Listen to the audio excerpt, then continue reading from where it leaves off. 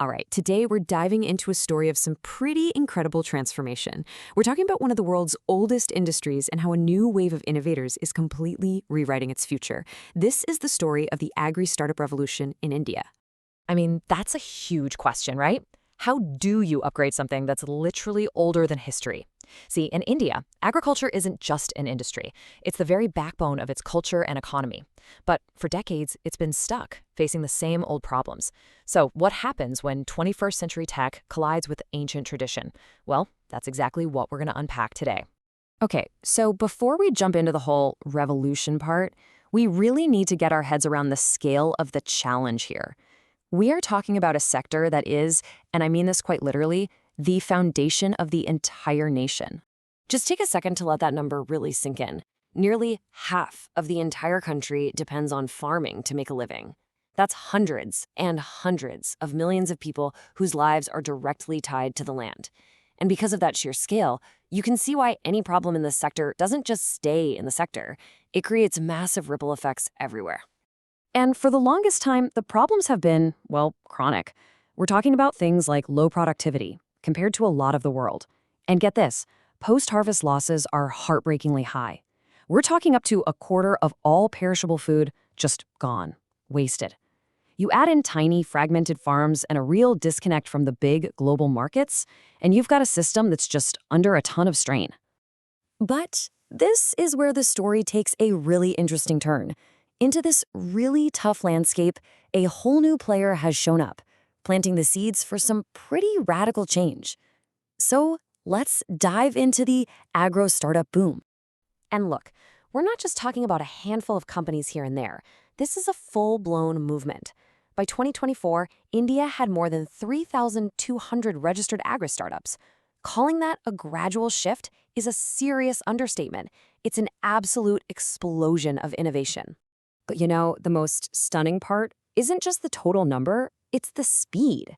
Just look at this growth. We go from about 180 startups in 2016 to over 3,000 in less than 10 years. I mean, that kind of acceleration just shows you how much pent-up potential was just sitting there, waiting to be unlocked. So the big question is, what are all these thousands of startups actually doing? Well, this gives us a fantastic breakdown. The biggest slice of the pie, about 28%, is going right into fixing the supply chain and logistics. You know, tackling that massive waste problem head-on. Then you've got another huge piece, market linkages, which is all about connecting farmers directly to buyers. After that, you've got fintech, bringing modern financial tools to the farm, and precision agriculture. Think drones, IoT, all that cool stuff. They're basically taking on every single one of those big problems we talked about earlier. So how are these startups creating so much value? Well, one of their most powerful strategies is all about connecting small Indian farms to these massive global markets. And they do it using something called the global value chain. Okay, that might sound a little complex, but it's actually pretty simple. Just think of a global value chain, or GVC for short, as like an international assembly line, but for food. It's the whole journey a product takes, right? From a farm in India, through processing, getting certified, all the way to a supermarket shelf in, say, Europe or the Middle East. And at every single step, value gets added.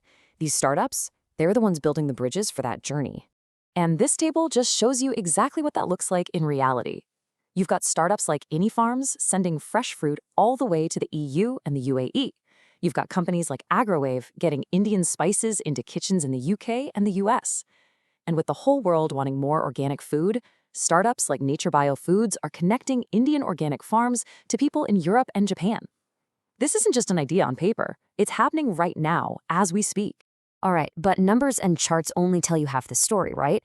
Let's get to what really matters, the actual tangible impact this is having on the ground. What does this revolution actually mean for the people it's supposed to help? This is the economic harvest. Now, this is the number that really matters. For farmers who are able to connect into these global value chains through a startup, studies are showing their income can jump by as much as 34%. That is absolutely life-changing money. And it's coming directly from getting better prices, wasting less produce, and tapping into these brand new, profitable markets.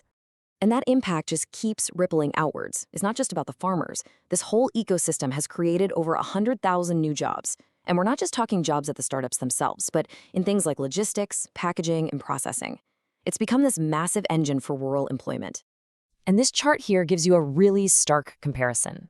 So over on the left, you've got Punjab, which is a state with really strong links to these global value chains. The average annual farmer income there, over 3 lakh rupees. Now, compare that to Uttar Pradesh on the right, which has much weaker GVC connections. The income there is way lower, just under 2 lakh. It's crystal clear visual proof. Better global connections directly translate to more money in farmers' pockets. Now, as incredible as all this progress is, let's be real, the revolution isn't over. Not by a long shot. There are still some pretty big hurdles to clear on the path forward. So the path ahead is really like two sides of the same coin. On the one hand, you've got these major challenges. I mean, the cost of getting international certifications, it can be way too high for small farmers. You've still got gaps in rural infrastructure, and, policy can be unpredictable. But on the other hand, the opportunities are just massive. The global hunger for organic, sustainable food is just getting bigger. New tech like blockchain can provide amazing traceability, and the idea of grouping small farmers together into what are called farmer-producer organizations, or FPOs, that could give them the scale they need to really compete on the world stage. And all of this leaves us with one final and, I think, pretty powerful question. We've seen how tech, entrepreneurship, and global connections are totally transforming India's oldest industry. So the question is this just an Indian story? Or are we looking at a blueprint that could reshape farming for small farmers all across the globe?